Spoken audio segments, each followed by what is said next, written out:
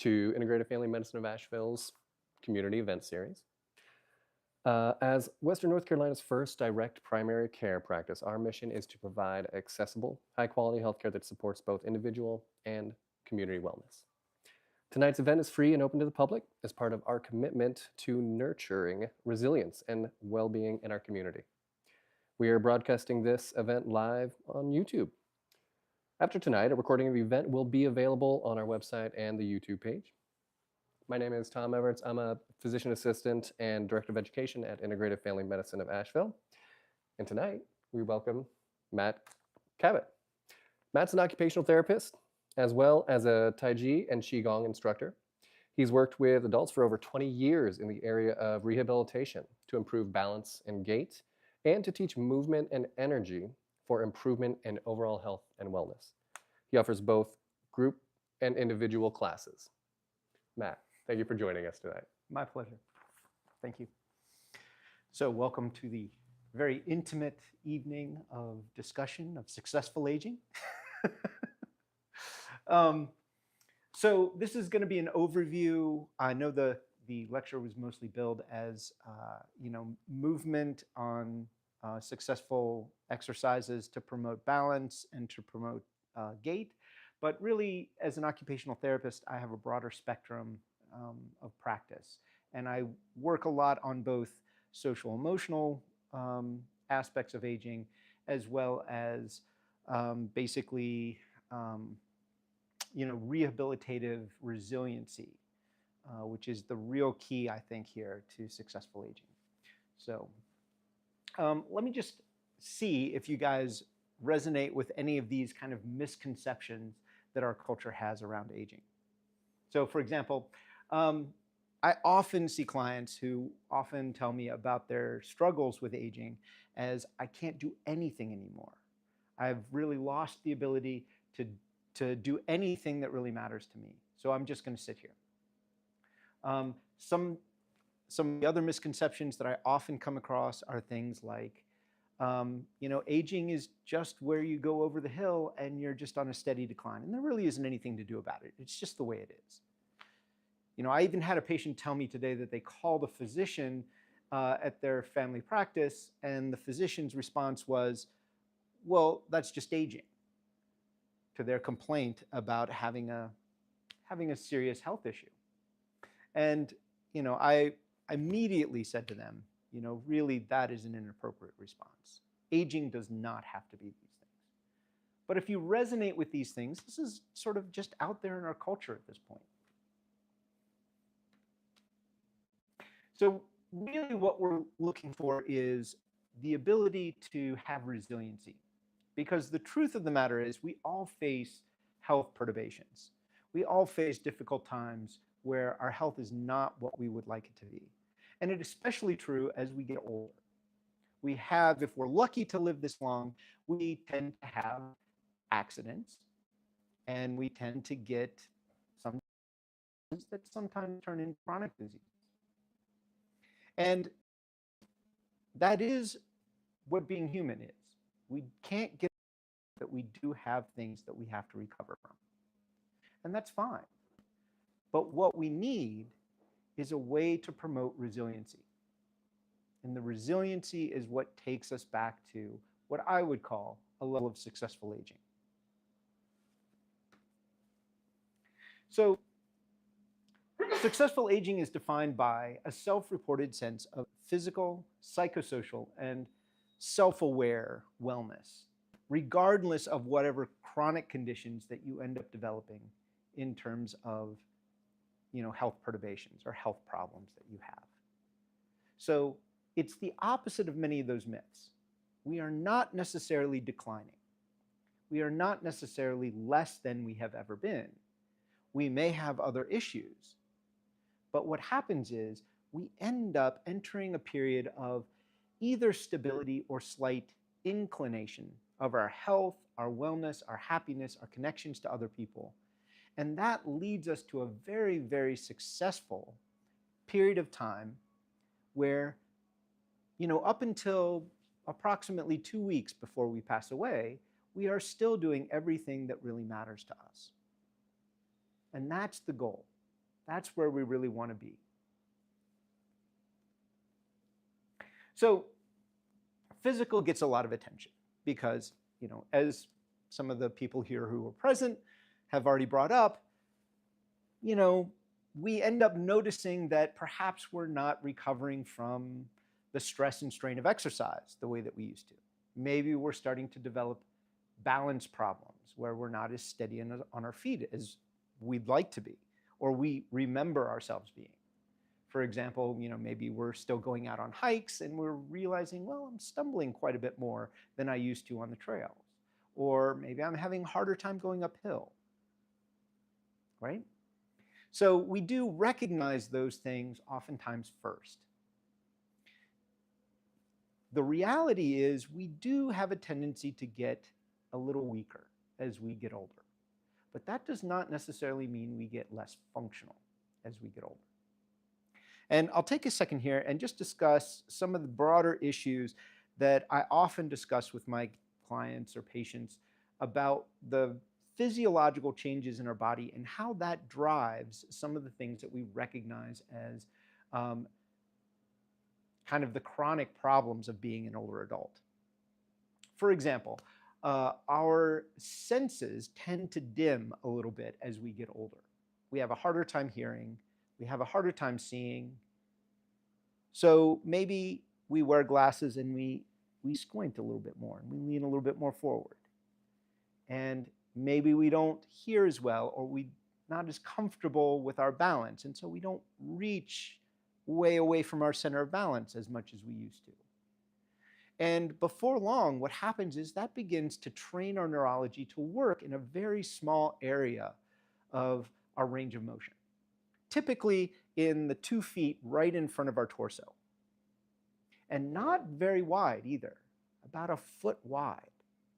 So we end up working in this area. This becomes our functional range of motion. And we tend to hunch and squint and strain to see and to feel and to sense in that area of our range of motion. And you can see what's happening to my body as I do this. I'm beginning. My buddy's posture. Right, okay, so we do recognize this. We recognize this as being something that is associated with aging. I'm going to age myself here. I am older. But maybe some of you will remember the show, The Carol Burnett Show. Yes. Yeah, you remember the comedian Tim Conway.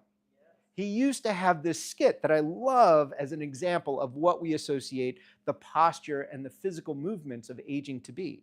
He had this character that literally hunched over his walker and he would move a little bit and then he would go, move a little bit and step like this. And he would take forever to move from one place to the other. And he would end up clogging up traffic and everybody behind him couldn't get anywhere. And it was both sad and hilarious at the same time. Yeah, not everybody can do that and make you laugh your butt off.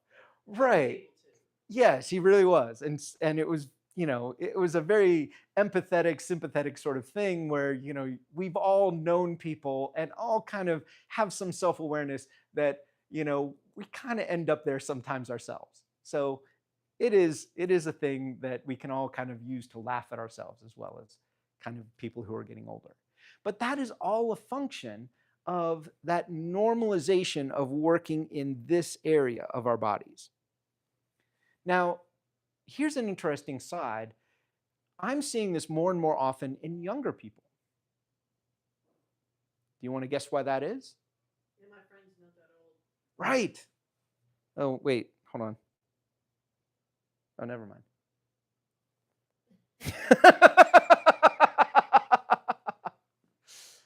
We are now in a situation where socially some of our technology, and some of our work kind of necessary patterns have begun to take advantage of or force us into these patterns of working in this very, very closed area. And so we have this kind of epidemic in our culture at the moment of kind of hunching over and pre-aging ourselves. Does that make sense? Yeah. I always use the example of the old ladies in the shopping cart, and they're like leaning on the whole shopping cart. Exactly, and they're sort of they're propping their whole upper body. Yeah, exactly. And they're not always that old. That's right. That is exactly right. So, there are lots of things that sort of drive us in this direction. And as we get older, we recognize some of these patterns as the things that sort of trap us and characterize us as being older. And the reality is, our body doesn't need to end up in that position. There's nothing that really basically says that's functional or that's helpful to our aging process. So a lot of what I like to bring forward to people who want to do some exercise that will bring them out of that pattern is to tell them to climb a tree. And I usually say that tongue in cheek, obviously, because you don't say, "Oh, go climb a tree" to an 89-year-old woman, and have her go, "Well, yeah, I just did that yesterday." Typically, they're like, "I gave that up years ago, if I ever climbed a tree." But what am I really getting at by asking them to do that? Several things that are really important. First of all, complex movement using the full range of motion. If you're climbing a tree, you're reaching up, you're hanging, you're bearing your weight using all of your limbs, different parts of your limbs, and you're using basically your full range of motion. So reaching over your head, stepping up high, maybe even crossing the center line as you move from one branch to the other. You're using coordination across your body, the top part of your body coordinating with your legs. Maybe you're having to reach across your center line. Complex planning, where your brain has to make a decision about what's safe to do next. All of those things are the type of movement that we really want to maintain and to take advantage of as we age. So exercise should be exercise that we have to think about. Exercise that uses our full range of motion. Exercise that asks us to coordinate between different parts of our body. Does that make sense? So that's really a rundown. In terms of strength, it used to be, like when I was first doing this back in, we'll just say 2000, there was sort of an adamant viewpoint that we didn't get stronger. We couldn't build muscle mass as we aged. But what we could do is recruit what muscles were engaged more effectively. And this is a process called coherent muscle recruitment. And it's a thing that our brain uses to make sure that what we do with our arms and our legs is happening as efficiently as possible. That was the thing everybody was talking about. Oh, well, older adults can get stronger, but you have to teach them neurological tricks to do it. About 5, maybe 7 years ago, studies started to come out and say, no, actually, we also build muscle mass as an older adult.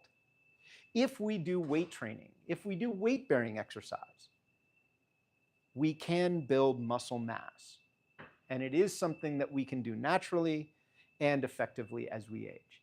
The trick is we have to do it so that our bodies are working with that extra weight.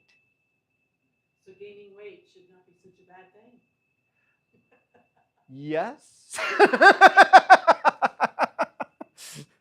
But you get the point, is that it's no longer this idea that as we get older, we are going to wither away into little sticks and not be able to maintain our bone density, our muscle strength, or our dexterity.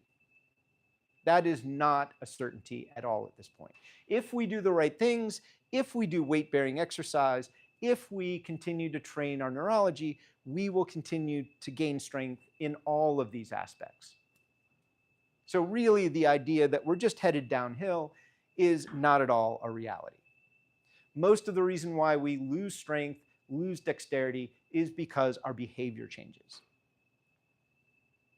We spend way more time sitting. And here's the secret. That actually starts to happen in our 30s. We are paving the roadway to those dysfunctional patterns of aging, starting around 30 or 40.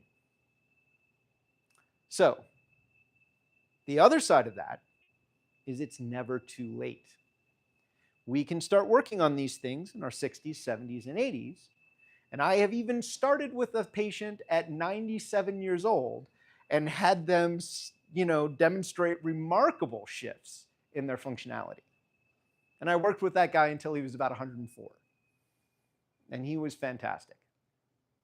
So it's really about the willingness to see a different pathway for yourself forward and to dedicate yourself to doing a little bit of work frequently over time to change the course there.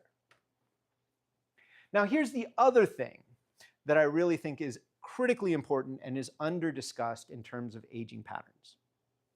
Isolation is an incredible problem in our culture. And it's important to note that you don't have to be alone to be isolated socially.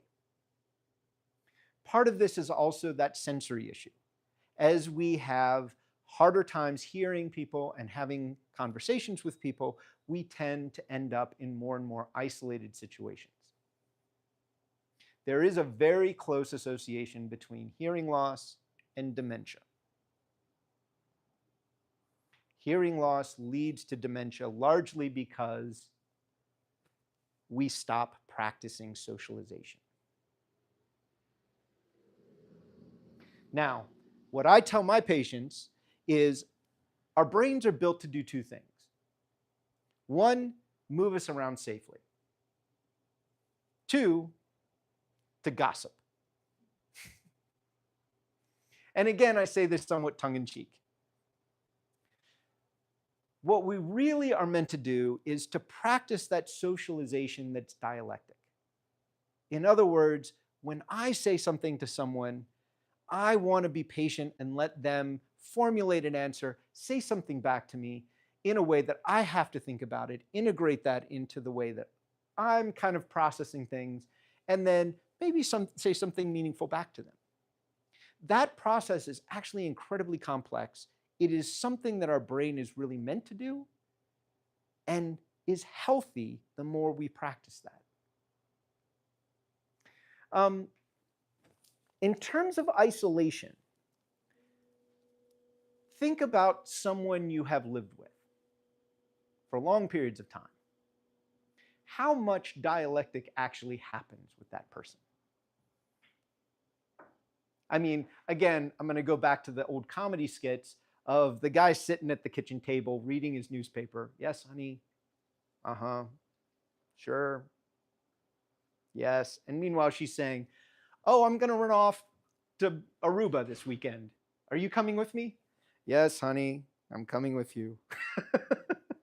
So this is an important thing that also I like to emphasize, is that our health and resiliency is not necessarily so dependent on the person we live with, but in one degree of separation outside that pattern, where we are going to places that we are perhaps unfamiliar with, talking to people who we don't know that well, and having to sort of engage in that process of conversation and discovery and thoughtful commentary.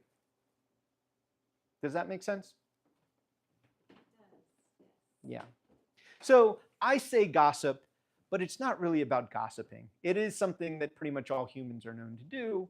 When you meet somebody new, you start gossiping about where the food is, who's in relationship with who. But it's really about this exchange of information, exchange of ideas, exchange of novelty. And that keeps us very young. Please. Yeah, so if someone is isolated most of the day, and that's happened over a period of, say, years, does it become more difficult then for them to have a conversation? It does become really difficult for them to have a conversation. There is a reality to the neurological patterning that, if you don't use it, we lose it. In other words, there are two great things about our brain. First of all, they're incredibly redundant. Our brain is immensely over capacity for what our basic needs are, okay? And really our basic needs are getting around and communicating with people. Calculus, poetry, all that type of stuff, we have the capacity for it, but it's all frosting on the cake, right? We only really start to notice that things are really going badly when we can't have a conversation with another person. It does become difficult. And what's the problem there is that so much of our capacity has gotten stale, I'll say that we can no longer do those basic functions that our brains are really made to do. But the other piece of really important information about our brains is that they have the ability to rewire themselves. They have plasticity. In other words, if one area of our brain is not functioning particularly well, there are plenty of other areas of our brain that will take up the slack and rewire themselves to try to facilitate whatever need is being presented to our brains.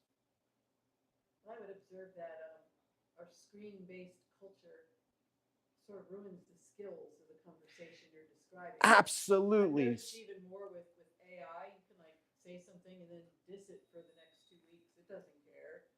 Your friend would.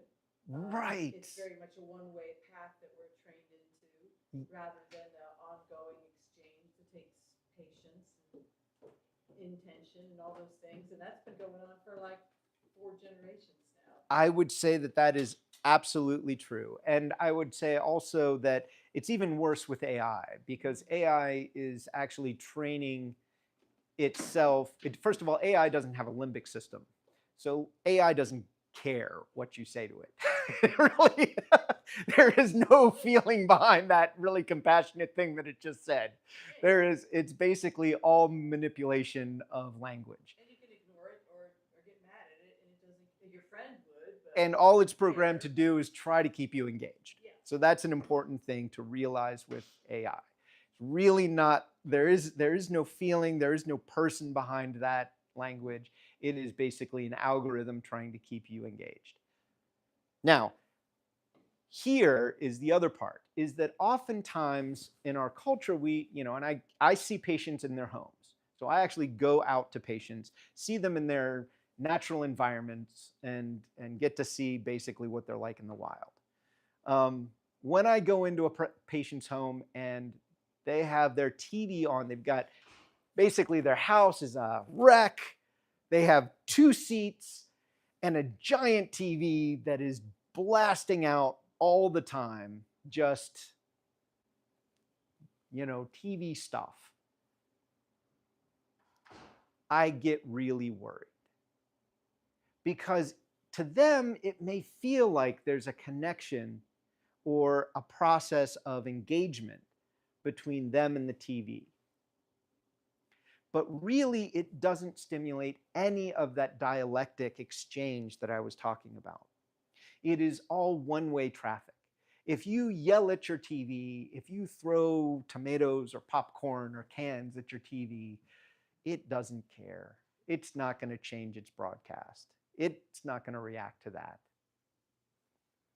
There is no exchange there. And therefore, there is no real benefit to our brains. There's no benefit to our resiliency. There's no benefit, to our overall health and well-being. It is actually pretty damaging, in my opinion. So how do you reverse that? How do you get someone to Go to tea.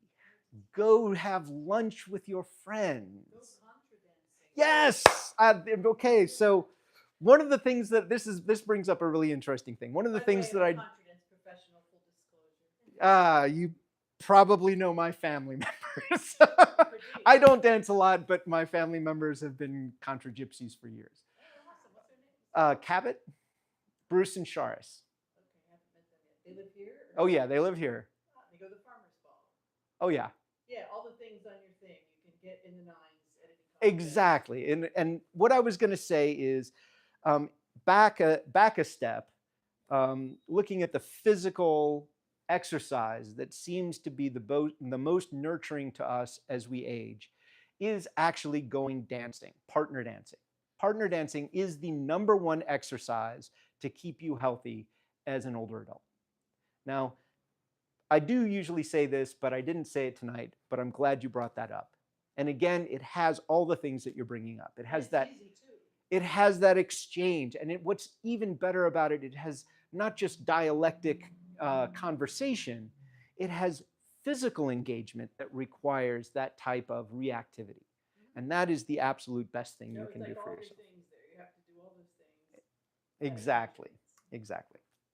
So this last piece is really based on new information that I try to keep abreast of these things, even though I've been doing it for a long time. I learn all kinds of things all the time, and I'm hungry for new information because I take my own advice and try to learn new things, try to keep neuroplasticity going. But there was an interesting study that came out over the summer that was a longitudinal study done in Canada that was a follow-up for a long longitudinal study on successful aging. And what they found out, and this was really, it blew my mind, but it shouldn't have. I should have expected this. What it said is there is, for our culture, our Western culture, there is one area of investment that seems to pay off more than any other. So more than socialization, and really I would say socialization is integral to this, more than exercise, it's really about this piece of developing self-awareness and developing good sort of self-assessment. And they talked about it in psychological terms. They talked about it in terms of if you really want to supercharge your resiliency, pay attention to developing self-awareness and self-assessment through, psychological self-analysis, and do that with a professional.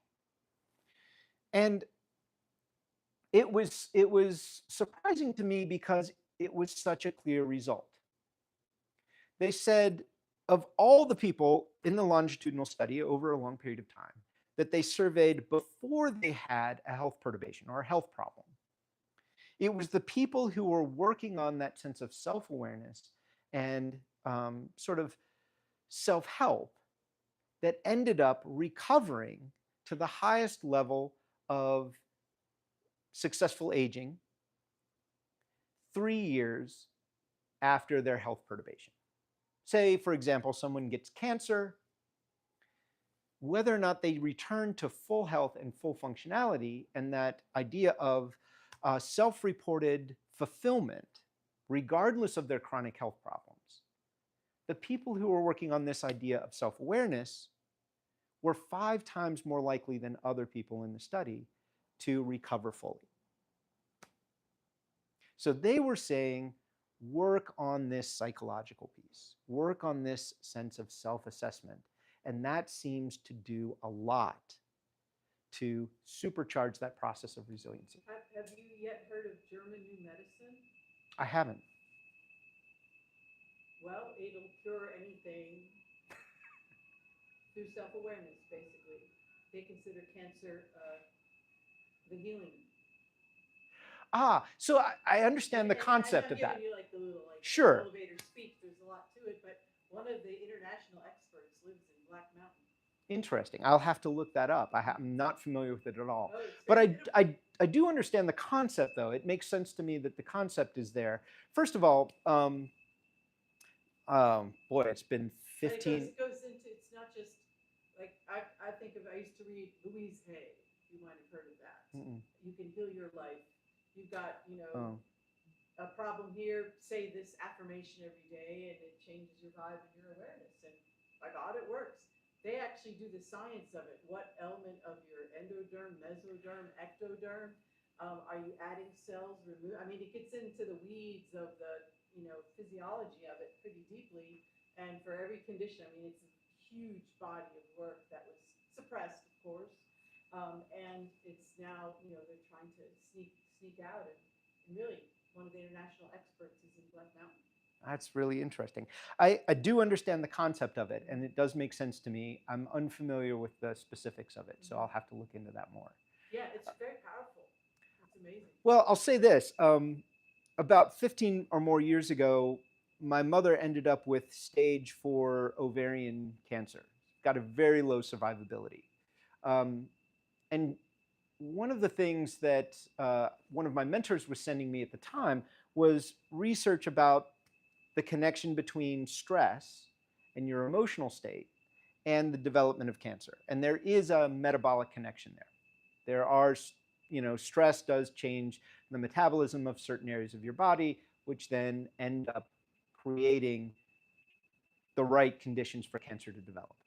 And I do understand, and I counseled my mother on a lot of these things at the time, and she did survive. She's in good health today, I'm glad to say. And so I understand the concept there and the underlying principle of, given all this other support, your body has an amazing capacity to heal itself. You may find it all very interesting if you look into it. I will definitely Yeah, follow it up on makes that. it juicy. Thank you.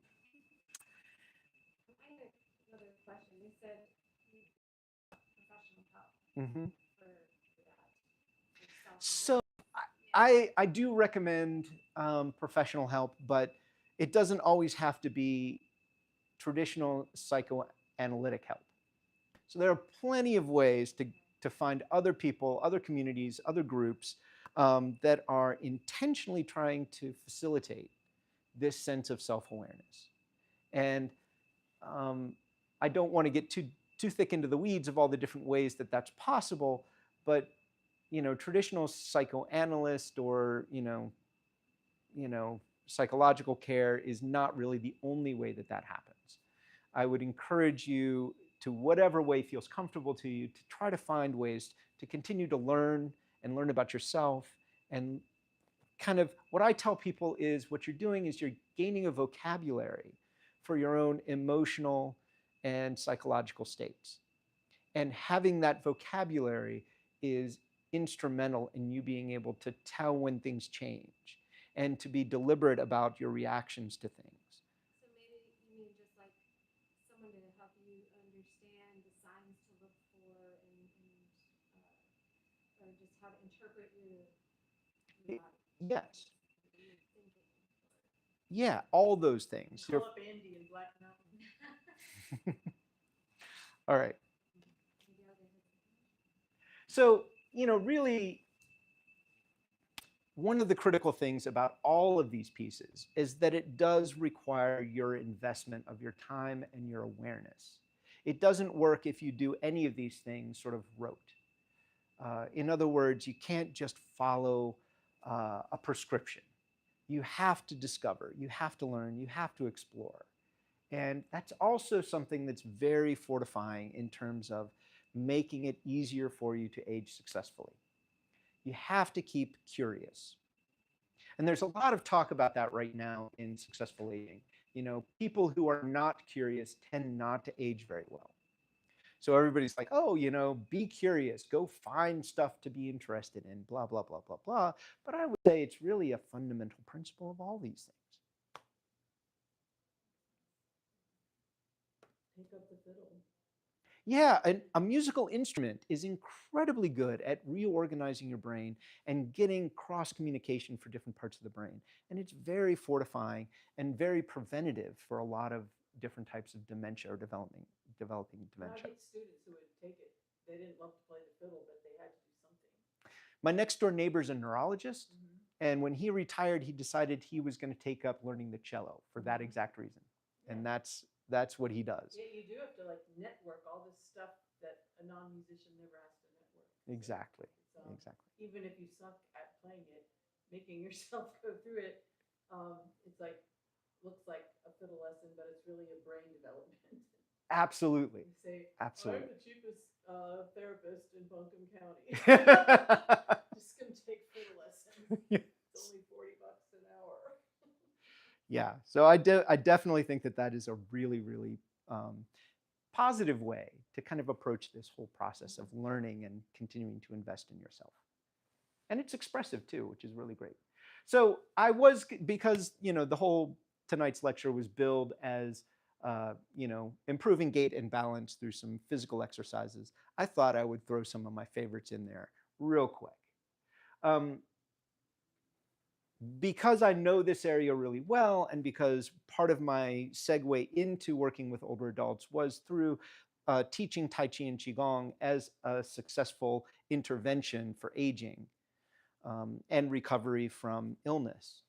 I do prefer, Qigong-like exercises. And for those of you who are unfamiliar with Qigong, basically it's Chinese for the literal translation is work that requires your deliberate attention.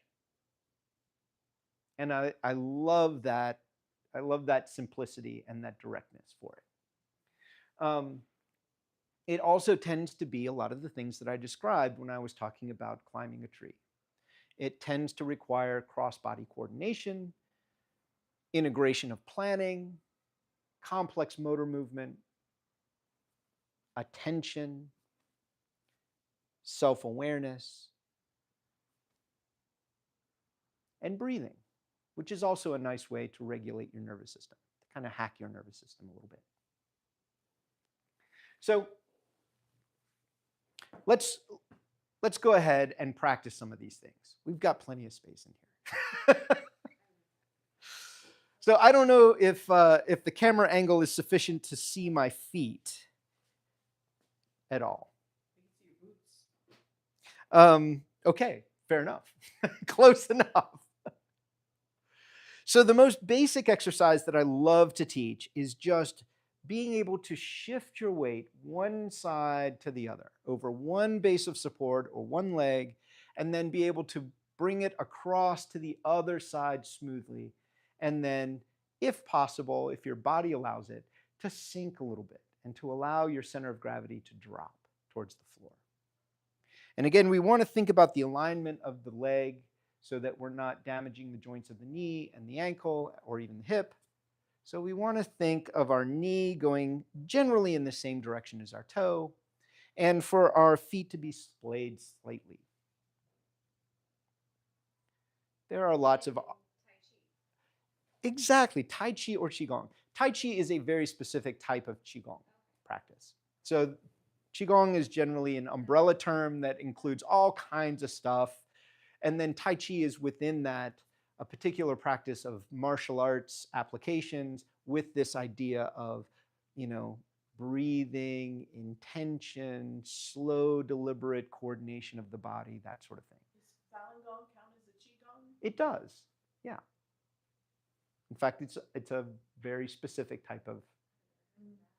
Falun Gong, they killed all the Chinese people for it. Well, so yeah, there's a big story there. A very big, sad story there. Yeah, but it is a specific type of Qigong. It's beautiful. So going back to this, what I'd like you to do is try to take all of the weight over one side of your base of support and release, using neurological control, all of the muscles in that leg so that it's just relaxed as possible. It's no longer bearing any weight, but your body is no longer stimulating any of the muscles in that part of your leg either. And then stand up, shift the weight to the other side, and do the same thing, supporting your entire weight using one side of your base of support and then allowing the other side to relax. Now, how much going down and sinking is required to develop this type of neurological control that we're talking about in terms of coherent muscle recruitment? How much movement is required to create neurological control? Not very much. Thank you. So you can then grade your exercise to the physical demands that are acceptable to your body. So for example, if you're dealing with strength and you feel like you don't have a lot of leg strength, you don't have to go down very far. For older adults, I say half an inch of up and down is enough to develop that neurological control. provided you're still trying to pay attention to whether or not your whole body is centered vertically over that one side of your base of support and you're letting the other side relax. Sometimes it helps to breathe, just generally. I was telling you about that gentleman that I worked with until he was 104. I started with him when he was 97. And when he was 100, I turned the tables on him. And I said, all right, you're 100 years old. You have probably more knowledge than I do at this point of what it takes to get to 100 years old and be healthy. Because at this point, he was actually healthier than he had been at 97. He was doing really well. And so I said, give me the dope. Give me the straight dope. What's it take to get to be 100 in good health?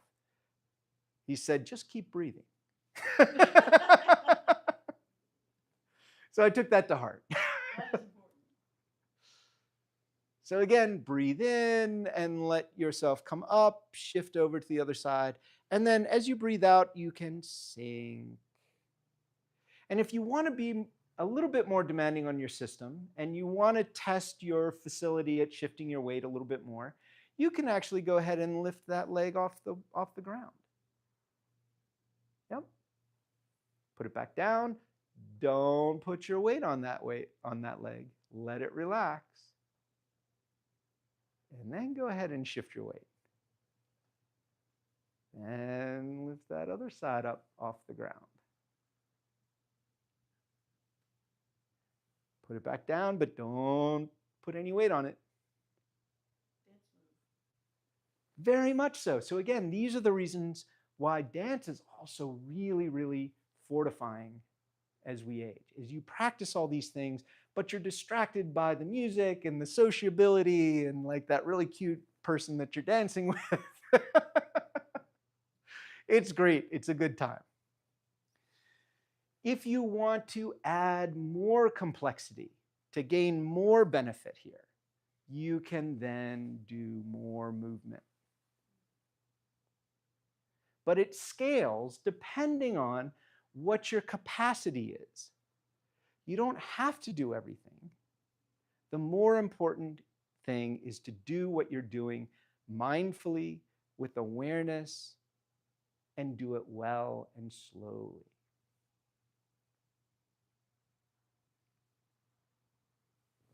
Here's another thing that I learned that's really interesting lately. So I've taught these exercises for years, and there's new research on these positions that are really fascinating. So I do a lot of exercises where I encourage people to do these really big opening movements with their upper body.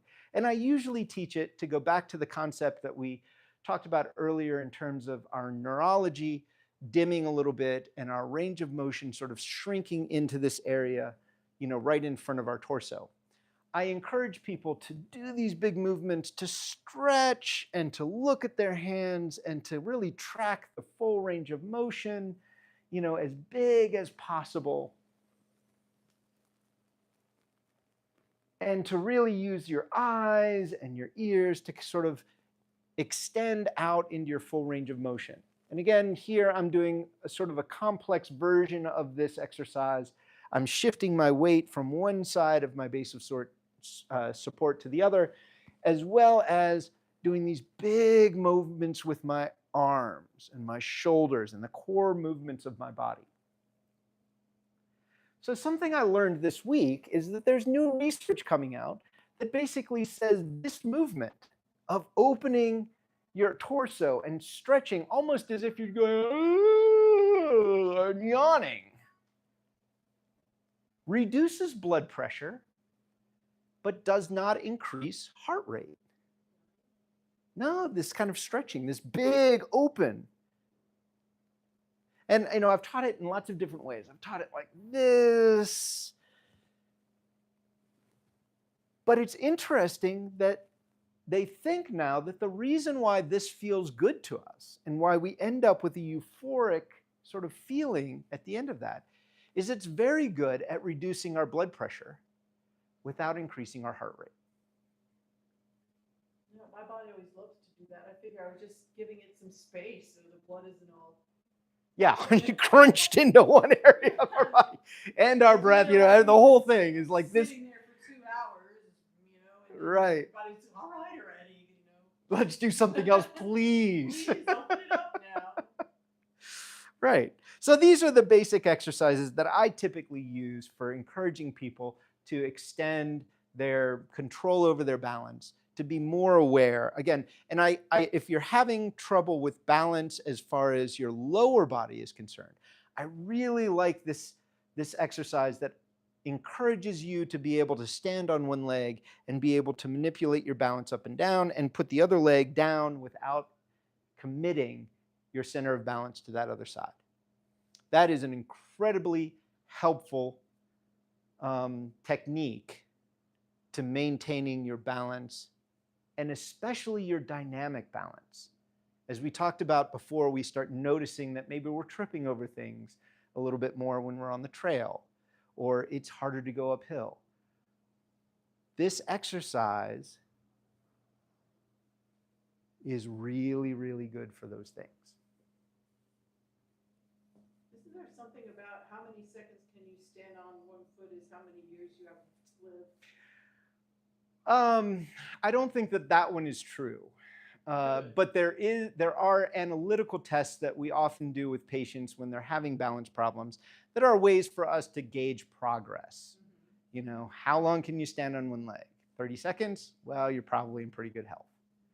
But I think that there are some other tests that we do that do tell you something about generally your overall wellness. And I don't know if a physician or somebody screening you for your health has ever asked you to get down to the floor and then back up off the floor without using your knees or your hands to keep your balance or to get you into. That's what I noticed making it to 64. It's like, it's a bigger job to sit there and then stand back up again. It is absolutely a big job. And I get a lot of patients that are relatively in poor health when they start with me, and they say, if anything happens where I'm on the floor, I'm in a position where I have to immediately call emergency services because my partner can't get me back up off the floor. I can't get myself off the floor. And, I'm helpless at that point. And so I have to have some way of calling for help.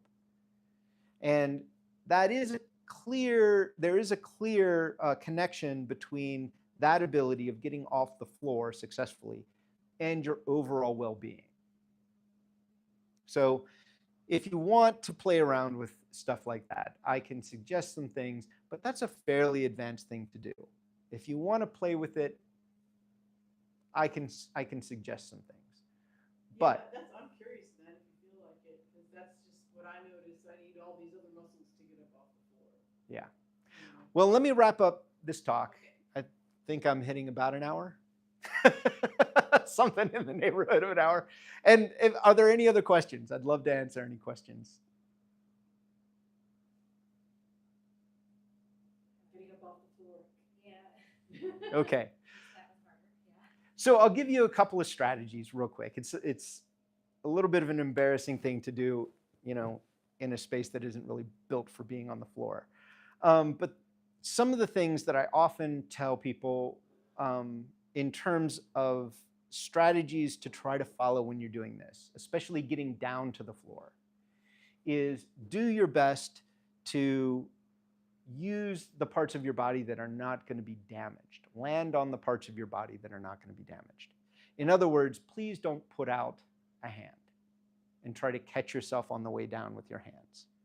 That is one of the most common injuries, physiological injuries, is people falling and putting their hands out. Now, one of the things that I meant to say earlier too is often as our processing slows, we end up being less mindful of how we're placing our feet, how we're moving forward, where we're putting our center of balance. And that exercise that I was teaching is really all about being mindful of that and creating a sense of awareness around that. With that in mind, think about trying to get down to the floor without falling as a similar process. Can I do it in a slow, controlled manner?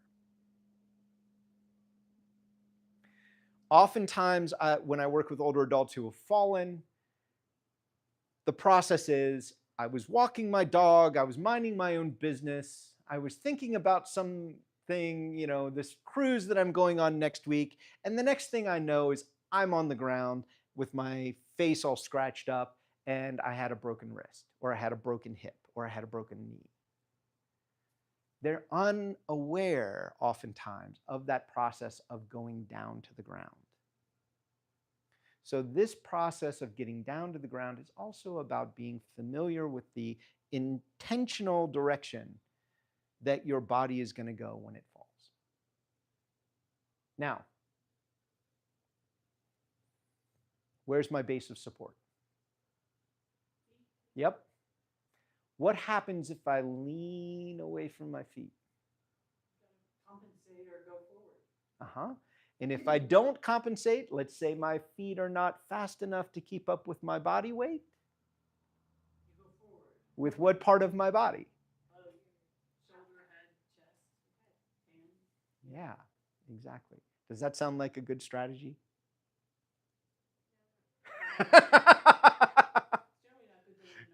No, it's generally not good idea to hit your head. One of the things I specialize in is neurology, and I see a lot of TBI patients, especially with people who have repeated falls. They hit their heads over and over and over again, and as those of us who deal with this sort of thing are really familiar with, those head injuries are cumulative, and they will be really, really damaging if you just keep it up. So, with that in mind, let's lead with a different part of our body. Yeah, someplace far away from our head. So I often teach people to kind of sit on their way down.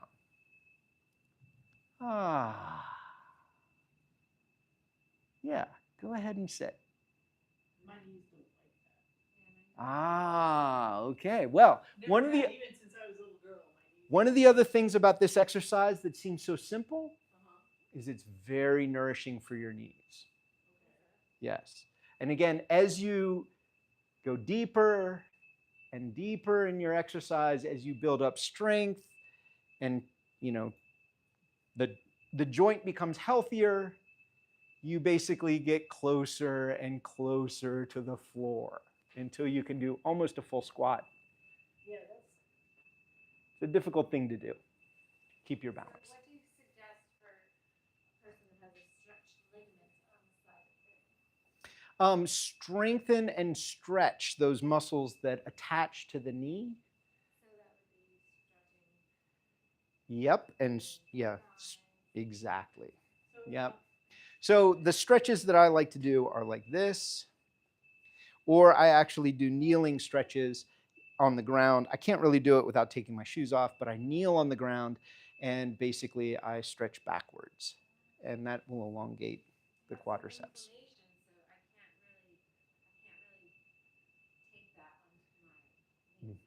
So here's what I would say is most people have a lot of knee pain, and I have a lot of people who come to me and they're like, I'm bone on bone.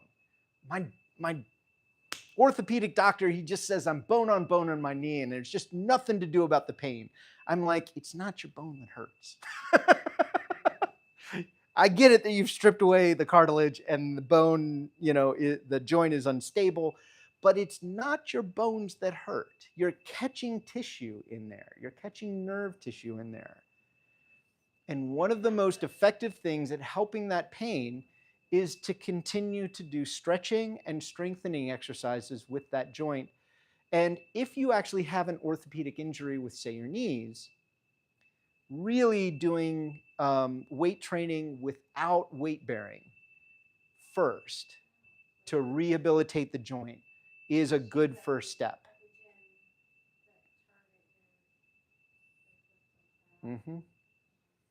And I am jumping up and down on all the PT's toes at this moment.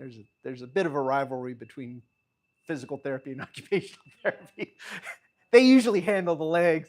I usually handle the upper body. Specific knee question for you. Please. So me and my hereditary bad knees, I can squat if my legs are like this. That's great.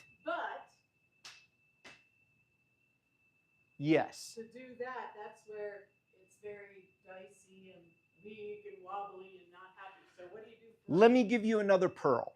Oh, good. Okay, if you have knees that hurt, your problem is typically not originating from your knees. Your problem is typically originating from your hips. Now, your knees are taking the brunt of the impact of having tight hips or inflexible hips or misaligned hips. And so they're what hurt, they're what get torn up, and they're why you go to the orthopedist and the orthopedist says, you need a knee replacement. I got one waiting for you in emergency or in surgery room 2. Right. $10,000.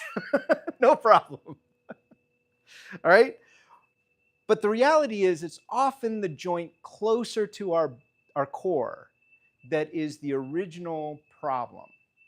And so what you were just doing to demonstrate widening your stance, opening your hips, exactly, opening your hips, and then trying to flex your knees, that's why it's so successful, is because what you've actually done is you haven't really changed the joint of the knee very much, the orientation of the joint of the knee.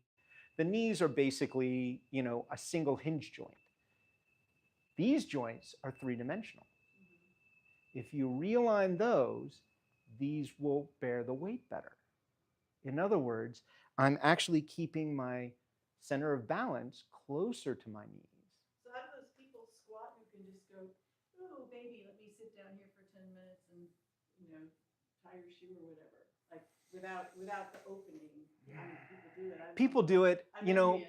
I can tell you that the structure of your hip, your pelvis, and your joint between your femur and your pelvis has a lot of variability. People vary massively there. So the people that you see doing the splits are people who have specifically shaped pelvises. And I used to do splits. Yeah. So there are physiological changes that happen that make that easier and make that harder. So I tend to kind of leave it as just a morphological problem and basically say, for all of us, a little more flexibility, a little bit more change in the alignment of force through the joints as our weight goes down our body oftentimes helps to alleviate most of those pains and stresses that end up as chronic problems with our joints as we age. I like the little weight shifting thing. I attend this meeting where people sit there for 4 hours, and I always get in the back so I can stand open and move around instead of sit there in those tight chairs for so long. And so that's a new one to do while the meeting is going on. I agree with that. I do that all the time myself. Any other questions? There's a lot more to say.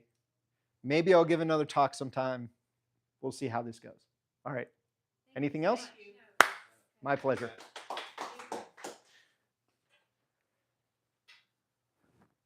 Thank you. My knees feel better already.